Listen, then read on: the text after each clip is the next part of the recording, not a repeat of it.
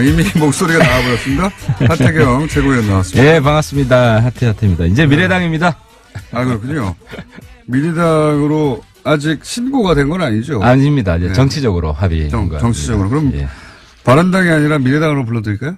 이제 뭐 이미 부르고 있습니다. 지역구에서는. 엊그제부터 미래당 의원으로 부르고 미래당에서는 최고위원이 아니니까 그럼 미래당 의원.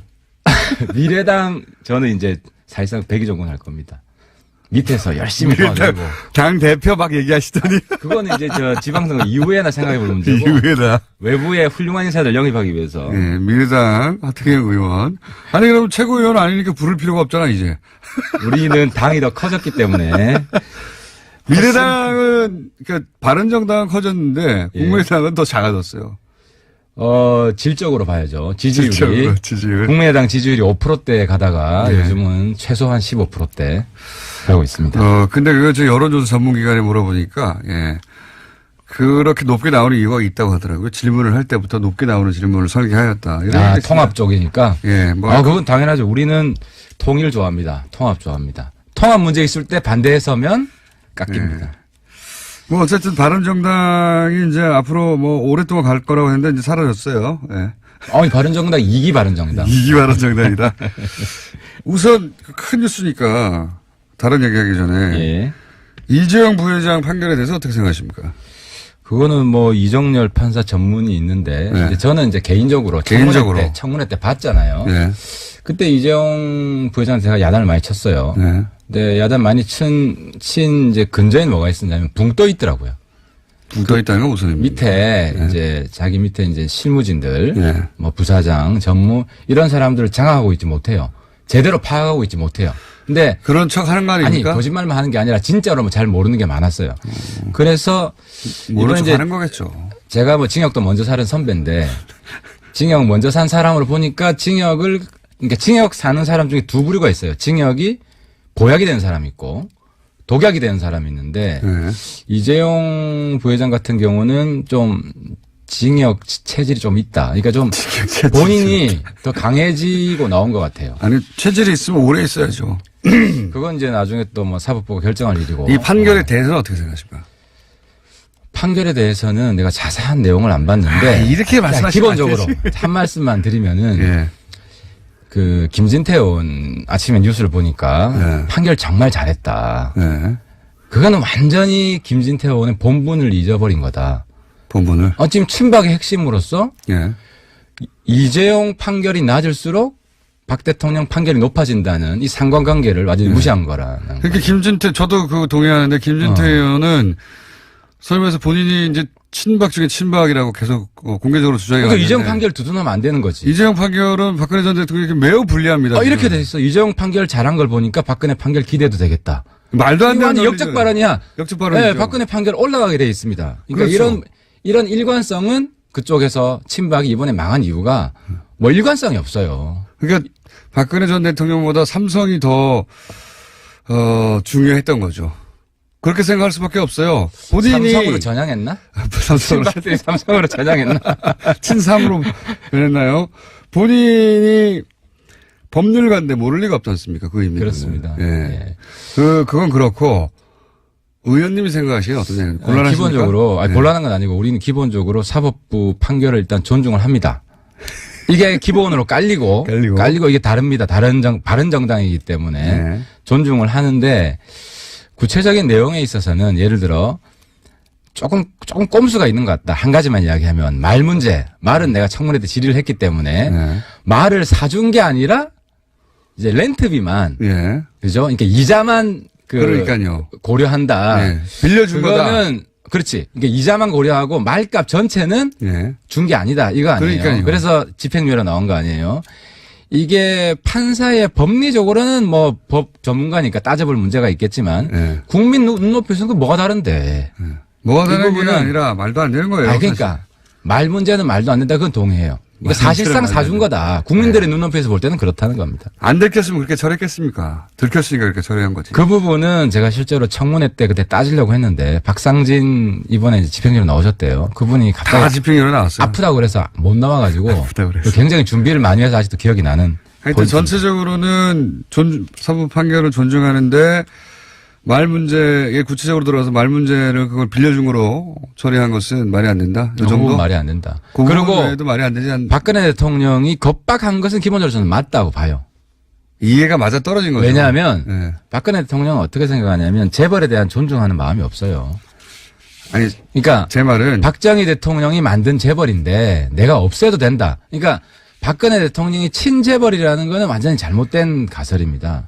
그 부분. 왜냐하면 아버지가 만든 건데 나는 저거를 만들 수도 있고 없앨 수도 있다. 이런 거기 때문에 뭔가를 공모한다는 생각을 하는 사람이 하는 분이 아니에요. 재벌이랑. 제 말은 그러면 삼성은 피해자입니까?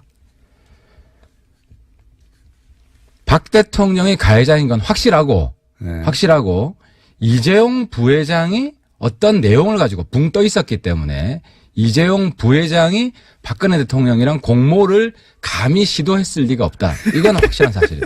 아니 그럼 피해자라고 하는 판결에 동의하시는 거 아닙니까? 아니 정유라 부분은 그렇지 않죠. 그러니까 정유라 부분은 자기들의 이익을 염두에 두면서 알았다는 거 아니에요. 저도 이제 화가 나는 거는 최순실 정유라 몰랐다 그랬거든요. 청문회 나와서. 근데 지금 보면 거의 사실은 인지했다는 거 아니에요. 실세라는 거를. 네. 그리고 그거를 활용화를 했다는 것도 어느 정도 인정이 된 거 아니에요.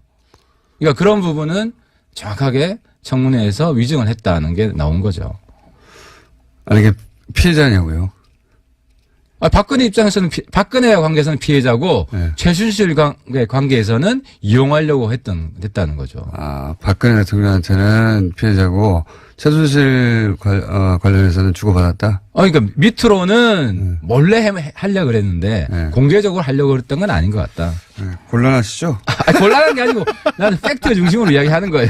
욕 듣더라. 자, 어영부에 넘어가시려고 하니까 어영부에 넘어가 드릴게요. 자, 그건 그렇고, 이제 국민의당이 전당대회 없이 이제 합당 선언. 그러니까 요거는 계속 까시던데 깔만한 거리가 안 되는 게. 왜 안 됩니까? 이게 전당대회도 없이 왜 안 되는지 제가 설명을 해드릴게요. 전당대회를 하려면 당원을 특정해야 됩니다. 근데 그 박지원 대표 민평당 측에서 결정적으로 잘못한 게 창당 준비위원회를 먼저 결성을 해가지고 징계를 받을 만한 빌미를 줬습니다. 빌미 준 건 맞아요. 그죠. 그러면은 그쪽 발기인으로 들어간 1000명의 당원이 이름이 중첩되는데 이 사람들을 징계해야 될지 말아야 될지 결정을 해야 되는데 개인정보 공개를 안 해주니까 결국 이중당적 될 사람들이잖아요. 그럼 이쪽에서 징계해서 당원 자격을 박탈하면 되는데 그걸 안 해주니까 전당대회를 못 연 거죠. 열 수가 없었던 거죠. 열고 싶어도. 요게 팩트예요. 그렇게 말할 수도 있고요. 빌미를 주니까 아싸 전당대회 골치 아픈데 하지 말아야지. 그 전에 박지원 대표 측이 결정적으로 이번에 전략 미스한 게 그쪽 창당을 너무 서둘렀어요. 그러니까 창당준비위원회를 국민의당 전당대회 전에 한 건 완전히 패착이에요. 그러니까 이쪽 전당대회 후에 했으면 전당대회 무산시킬 가능성도 있고 민평당 측에서 승리할 가능성이 남아 있었는데 승리할 가능성을 스스로 봉쇄했다. 이 부분을 어쨌든 지금 짐 싸들고 다 나갔잖아요. 오늘 나가죠. 오늘 창당대회 하잖아요. 뭐 그렇게 지금 안철수 대표 측을 변호하고 하시는 건 변호하는 게 아니라 전략 내가 처음부터 이야기했지만 바른정당은 박지원 대표 하기에 따라서 흡수 통합될 수도 있었어요. 박지원 대표가 바른정당 통합에 앞장섰으면 어떻게 됐냐. 결과적으로 우리 당에서 합칠 수 있는 사람과 못 합치는 사람이 또 반분돼가지고 일부는 국민의당 흡수되고 일부는 또 떨어져 나오고 독립하러 이렇게 해서 박지원 세력의 주도권이 보장이 됐을 텐데 이거를 반대를 해주니까 바른정당이 그대로 그리고 국민의당에서는 좀 그나마 좀 안 대표 헤게모니가 강화되는 방향으로.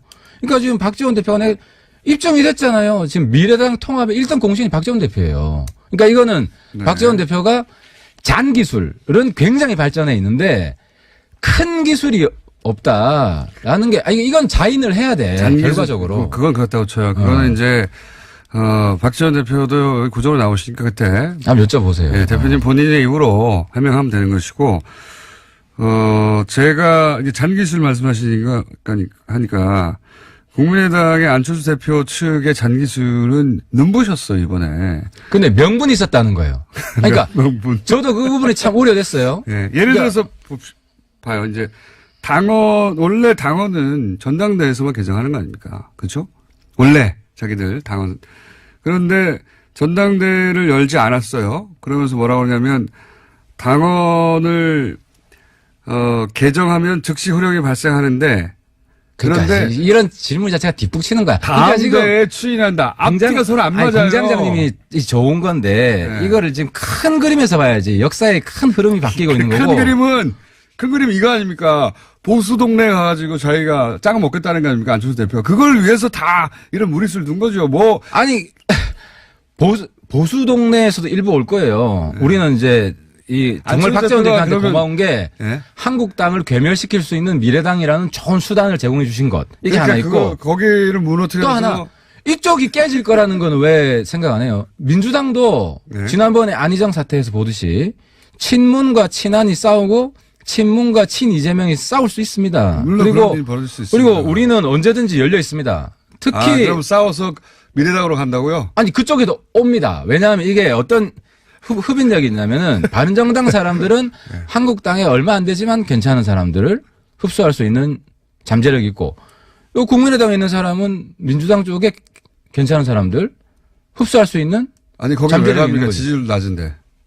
앞으로 한번 보자고요. 그러니까 앞으로 한번 보자고요. 1단계는 한국당이 없어집니다. 한국당이 없어지고 사실 저는 민평당도 오래 안 갈 거라고 보지만 일단 뭐 이번에 창당했으니까 네. 감사하다는 뭐 덕담을. 그러니까 자, 이 디테일 그럼 빼고요. 네. 뭐 전당대회 했냐 아니냐 빼고 본질을 얘기하자면 안철수 대표가 합당을 하는 이유는 바른정당 좋으라고 하는 건 아니잖아요. 그죠? 당연히. 안 대표 본인의 미래가 있다고 생각했겠죠. 그렇죠. 그 미래가 뭐냐면 지금 이 진보 진영에서는 자기 자리가 점점 좁아지고 없어지니까 그리고 문재인 대통령하고 민주당이 그쪽은 다 먹어버렸다고 생각하니까 그러니까 이쪽으로 조금 보수적으로 옮겨가지고 앞으로 자유한국당도 잘 안 될 것 같으니까 지방선거 끝나고 나면 그때 이렇게 쑥 모아서 자기가 거기 보수의 적자가 되려고 하는 거 아니면 새로운 그러니까 보수의 적자. 이제 그거를. 그거 맞죠? 이걸 이렇게 얘기한 게 그거 맞습니까? 안 맞습니까? 박지원 대표 측이 안철수 대표를 엄청나게 키워줘 버렸다. 내가 이번에 부산. 컸어요. 아니, 컸어요. 부산 가니까 안 대표 완전히 다르게 봐요. YS처럼 봐요. 센 정치. 화끈한 정치. 아니, 저렇게. 사람 만나는 폭이 좁으신 거 아닙니까? 아니, 이게 부산 사람들 화끈한 거 좋아하는데 확실히 싸우는 거 좋아하고 내 그게 생각나더라고. 우리 옛날에 전대협 노래 있을 때 조금만 더 쳐다오. 시퍼렇게 날이 설 때까지. 안 대표가 시퍼렇게 날이 섰어요. 엄청나게 두드려 맞아가지고. 혼자 섰겠죠. 이게 부산에서 인기 엄청 올라갔다니까요. 알겠습니다. 그러니까 안 대표를 키워준 거는 네. 민평당이다. 뭐 그렇게 생각할 이게 때리면 있어요. 때릴수록 크는 게 정치입니다. 저도 좀 쳐주세요 좀. 자, 이건 맞다고 보시죠. 안철수 대표가 거기 가서 새로운 목소리 적자가 되려고 하는 본인 계획 그렇게 될지 안 될지는 차치하고 제가 이제 공장장님 보고 네. 이 소설을 쓰는 건 필요하죠. 한데 정치는 쪽대본 정치입니다. 그때 계속 바뀌어요. 그러니까 아니, 큰 그림이 지금 대하 드라마 소설이 있어요. 뭐 있다고 칩시다. 쪽대본도. 근데 이게 예. 전체 스토리가 있습니다. 그때 전체 스토리가 있는데 결론이 바뀌어요. 네. 다 죽는 거 결론 냈다가 죽이면 안 돼요. 댓글 엄청나게 달리면 바뀝니다. 이게 정치입니다. 그러니까 제 말은 지금 시나리오는 그거 아니냐 이거죠. 나중에 그러니까 바뀔지언정. 그런 대본이 있는지 없는지는 이제는 국정원도 모르지. 국내 정치 개입하면 안 되니까. 본인이 보시면 어때요? 제가 볼 때는 있죠. 안철수 대표 이번 통합 과정을 보면 네. 순발력 정치를 하고 있어요. 그리고 매번 왜냐하면 제가 가장 걱정했던 게 마지막 당헌 당규 개정인데 이거는 반칙으로 될 수 있다. 하면 안 된다. 근데 명분을 민평당이 딱 준 순간 순발력 있게 딱 바꿨다는 거예요. 그러니까 그걸 순발력 있게라고 말씀하시는 거는 이제 합당이 돼야 되니까 그렇게 해석해 주시는 거고 삼자들이 보기에는 물론 국민들이 평가하기 나름인데 꼼수죠. 국민들이 평가하기 나름인데 국민들이 볼 때는 민평당도 따로 집안 살림 차렸잖아. 끝까지 이 집안에 순결을 지키겠다는 이런 걸 보인 적이 없잖아요. 우리보다 먼저 창당해요. 우리보다 먼저 창당하는 분이 우리 당 만드는 거 어떻게 알겠습니다. 비판합니까? 네. 그렇게 말씀해 주셔야 하는 입장이 있다는 거는 제가 충분히 이해하고요. 그러니까 제가 다른 디테일 가지고 얘기해봐야 입장이 갈리고 그건 또 민평당 쪽에서 얘기할 내용이니까 제가 궁금한 건 안철수 대표의 시나리오는 그런 게 아니겠는가. 그 정도는 적어도 바른정당에서 간파하고 있지 않습니까? 그러니까 시나리오는 움직인다. 이 네. 부분을 전제하고 이야기를 해야 되는데 어떤 시나리오가 있는지는 모르겠지만 그러니까 아시잖아요. 안 대표가 제가 볼 때는 큰 정치를 이번에 배웠습니다. 그리고 유 대표도 이게 좋은 야당이 있어야 좋은 여당이 생긴다는 게 이번에 입증이 된 게 안 대표가 큰 정치를 하니까 유 대표도 이번에 큰 정치를 하기 시작하는 거예요. 네, 알겠고요. 그러면 이건 이제 안철수 대표의 속마음이니까 예. 그걸 어떻게 읽느냐 하고 여쭤본 건데 이제 다 읽었지만 말할 수 없는 걸로. 속마음이 계속 바뀐다. 이게 정답이지. 나도 제 마음이 계속 바뀝니다. 어제 마음이 바뀌고 오늘 마음이 바뀌고. 그 마음이 계속 바뀔 수 있는데 목표가 한 가지 있잖아요. 목표. 한 가지 변함 없는 거는 우리가 집권을 하기 위한 거. 이거 두 번째 집권하기 위해서 한국당 없애야 된다. 자, 그건 알겠고요. 그리고 민주당보다 민주당에 좋은 사람들 우리가 품을 수 있어야 된다. 알겠고요. 이런 기본적인 원칙은 가는 거죠. 그러면 안철수 대표의 입장은 또 안철수 대표 측으로부터 듣기로 하고 그걸 어떻게 해석하느냐를 물으려고 하는데 그거 답을 안 하시니까. 그러면 유승민 대표 쪽 입장, 바른정당 쪽 입장을 얘기해 볼게요. 바른정당도 그러면 똑같은 방식으로 얘기하자면 이렇게 합당해서 몸집을 키운 다음에 요 새로운 보수의 적자가 되려고 하는 거 아닙니까? 그죠? 새로운 보수라기보다 새로운 미래의 주인이 되고 싶어 하는 거죠. 그러니까 이제 보수 인기 있습니까? 그 중에 인기 있는 보수는 개혁 보수, 새로운 보수인데, 네. 한번 보십시오. 한국당의 거의 70-80% 이상 다음 총선에 날아갑니다. 총선까지 얘기하지 마시고 일단 지방선거. 지방선거 때. 이후에. 예. 우리 입장에서는 지방선거 때 한국당 괴멸시키는 게 목적이죠. 네. 그죠? 그러면은 우리 당의 좋은 자원들 이제 합당하면 구체적으로 논의할 겁니다만 최대한 내고 지금도 좋은 사람들이 통합이 되니까 당장 당협위원장 신청하는 사람들부터 제가 궁금한 건 이거예요. 안철수 대표의 지금 1차적인 목표는 새로운 보수, 뭐 개혁적 보수 뭐라고 하든 간에 중도 보수라고. 새로운 진보와 새로운 보수의 인재들이 다 몰려온다는 거죠.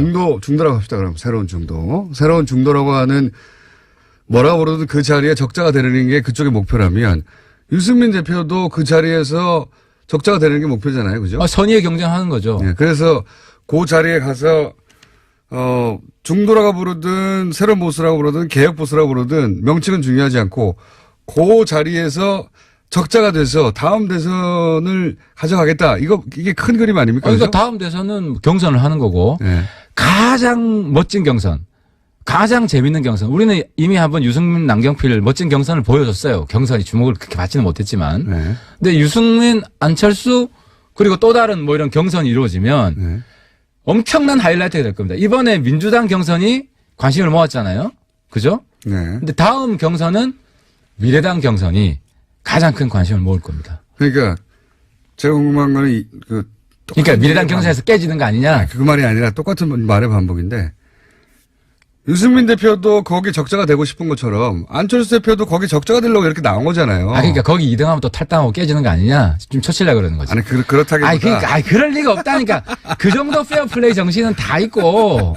그 말을 하려는 건 아닙니다. 제 말은 이 노력 전체 양쪽 모두가 네. 다음 대선 먹으려고 하는 건데, 그죠? 그렇죠. 다음 대선을 먹으려고 하는 건데 여기 향후 20년 집권 플랜. 그러기 위해서 중간에 했던 일들 다 꼼수도 굉장히 많아요, 사실. 아니 근데 꼼수가 있다고 하더라도 명분이 있느냐 없느냐 정치는 그게 중요한데 이번 안 대표를 처신을 보면 명분이 있다는 거예요. 명분을 또 민평당 측에서 계속 제공해줘 왔다는 거죠. 알겠습니다. 네. 이 이야기는 도돌이 표니까. 어쨌든. 이번에는 게임에서 사실 내가 이겼잖아요. 뭘 이겼어요? 미래당 게임에서 내가 이겼지. 민평당 미래당 게임에서 우리 공장장이랑 계속 설전을 했지만 네. 결과가 보여주는 거죠. 결과가. 어떤 거 보여주고 싶어요? 지지율이 보여주는 것이고 누가 더 박수를 치냐. 예를 들어 내 민평당 비판 한번 할게요. 네. 민평당 가고 싶어도 안 가요. 왜? 지도부 어떻게 꾸렸는지 보세요. 네. 그게 내가 실명은 안 거론하겠지만 그게 변화와 혁신을 위한 지도부입니까? 조백수 대표님. 네. 내가 아직도 기억나는 게 여기 와서 한미 FTA 한데 기억이 나는데 들었어요. 네. 그날.